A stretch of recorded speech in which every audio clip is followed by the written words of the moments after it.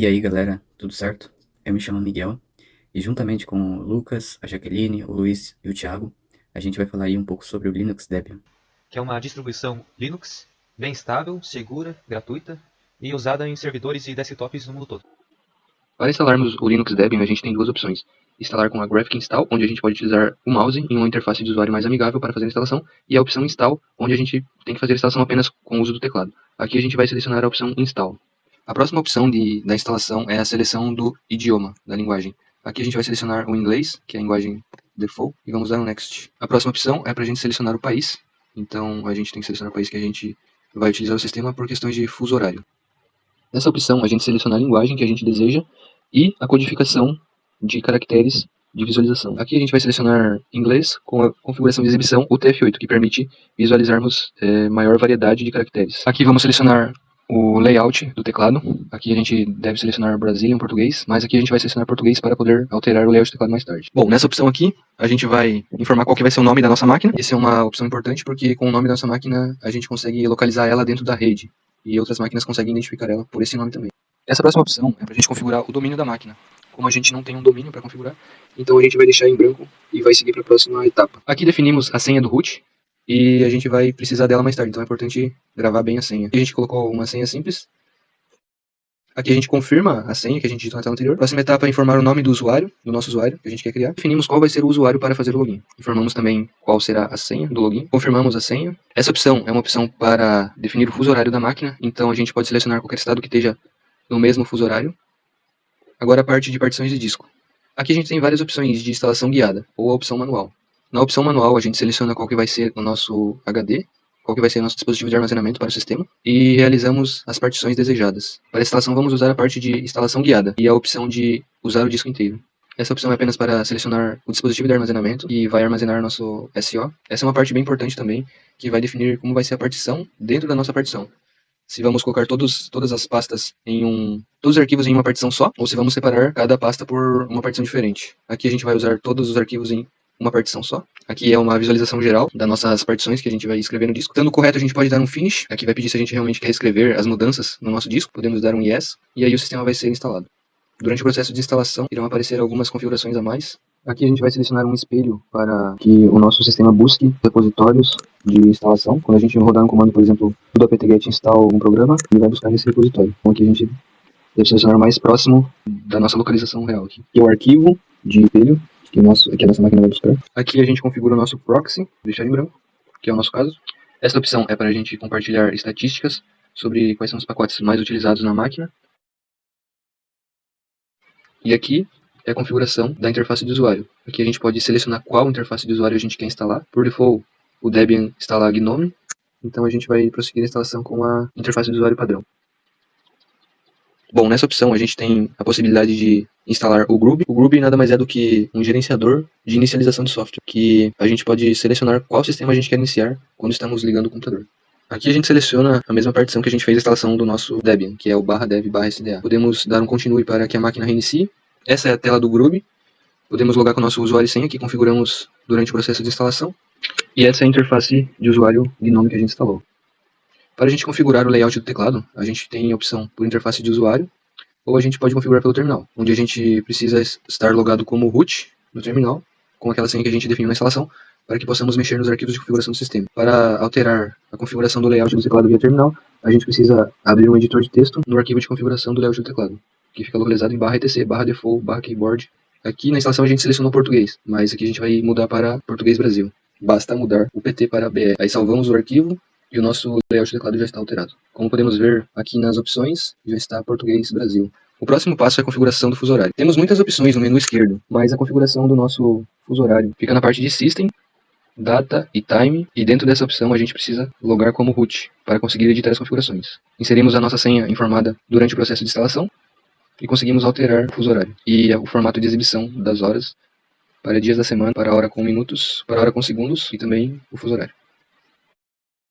Para adicionar um novo usuário, eu vou entrar como usuário root, vou digitar a senha. Vou dar um sudo wom para confirmar que eu sou o usuário root. Vou adicionar um novo usuário chamado Andrei. Vou digitar a senha. Vou redigitar a senha. Vou digitar o nome completo, Andrei Carniel. E algumas outras informações não são muito relevantes agora. Eu vou confirmar. Eu vou voltar a ser um usuário normal. Eu vou confirmar o diretório que eu estou. Vou voltar para o diretório Home.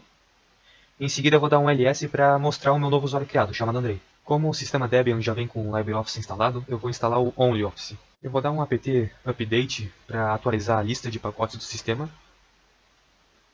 E também um apt upgrade para atualizar todos esses pacotes para as versões mais recentes.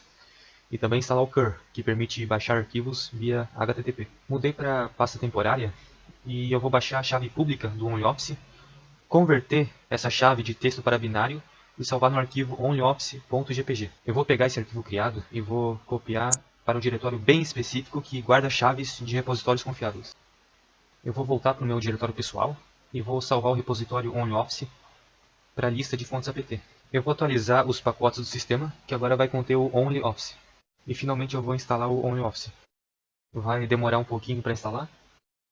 E vou abrir o aplicativo do OnlyOffice para ver se está funcionando mesmo. Eu vou mostrar aqui sobre a atualização do Debian, até certo ponto, porque ele já está atualizado. Então vou começar ali, entrando na parte do sudo etc apt sources.list, vai pedir a senha, e ele vai dizer que o comando não foi encontrado. Aí eu digito su e coloco a senha de novo e vai me levar como root. Aí eu coloco outro comando, que seria o sudo visudo, e aí vai me dar uma lista, né? Essa lista eu vou me colocar como superusuário, onde eu posso fazer essa atualização, digitar exatamente como está em cima do root, né? A única diferença é que no lugar do root eu vou colocar o meu nome, né? O nome do usuário que seria Jack. Tá. Feito isso, aí eu dou um Ctrl O para salvar e dou e após isso um Ctrl X para voltar ao início.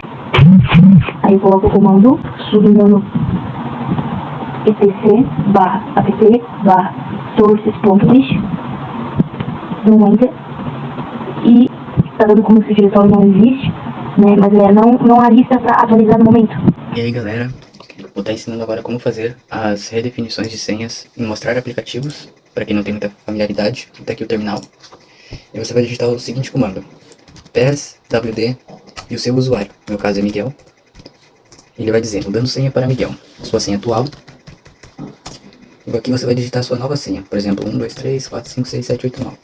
Ele vai pedir a redigitação da senha, 8, 9. E pronto, a senha foi atualizada com sucesso. Se por acaso, quando você digitar PES-WD e o seu login e tentar alterar a sua senha e não der certo, você vai precisar acessar como super usuário. E aí o que você vai fazer? Você vai digitar SU, o seu login. Aqui no caso ele vai aparecer isso aqui. E daí você vai digitar o seu comando. Mesma coisa. Ele vai pedir a nova senha, vou colocar minha senha antiga, que eu estava usando antes de alterar. E pronto. Senha atualizada com sucesso. E é isso aí. Olá! Nessa parte do vídeo vou mostrar de forma rápida como criar e gerenciar grupos de usuários no Debian. Essa é uma tarefa importante para organizar permissões e acessos no sistema. No Debian, grupos servem para reunir usuários que têm algo em comum. Por exemplo, a equipe de desenvolvimento, o setor financeiro ou administradores do sistema. Assim fica mais fácil de gerenciar permissões de arquivos e pastas. Então vamos lá. No terminal, primeiramente a gente tem que se logar como root, usando o comando su-. Coloca a senha do root. Vamos aguardar. Pronto. Como root, e antes de criar um grupo de usuários, primeiro devemos criar os usuários propriamente ditos. Para isso usamos o comando add-user. Espaço, o nome do usuário. Vamos colocar aqui Francisco. Vamos criar uma senha para esse usuário. Repetir a senha. E agora ele vai te dar a opção de você colocar algumas informações pessoais, porém que são opcionais. No nosso caso aqui eu não vou preenchê-las, então eu vou só apertar na tecla Enter. Aqui ele vai te pedir para confirmar se as informações estão corretas. No caso, eu vou só colocar Y para confirmar que sim. E pronto, o usuário está criado. Agora, feito isso, vamos à criação dos grupos, propriamente dito. Para criar um grupo, você deve digitar o comando addgroup, espaço, e o nome do grupo. Vamos colocar financeiro. E pronto, o grupo já está criado. Após isso, basta adicionar os usuários criados anteriormente nos seus grupos desejados, usando o comando add-user. Espaço, o nome do usuário, no caso foi o Francisco, que a gente criou antes, e o nome do grupo, financeiro. E pronto, o Francisco já foi colocado no grupo financeiro. Para a gente ver se tudo é confirmar, se está tudo certo, a gente pode colocar o comando id e o nome do usuário. Francisco. Vocês podem ver aqui, ó, que o Francisco, nosso usuário Francisco, está adicionado no grupo financeiro. Se o Francisco tivesse sido adicionado em mais algum grupo, ele também estaria aqui. Vamos supor, por exemplo, se tivesse o setor administrativo e financeiro. Ele estaria nesses dois grupos e ia aparecer aqui essa opção.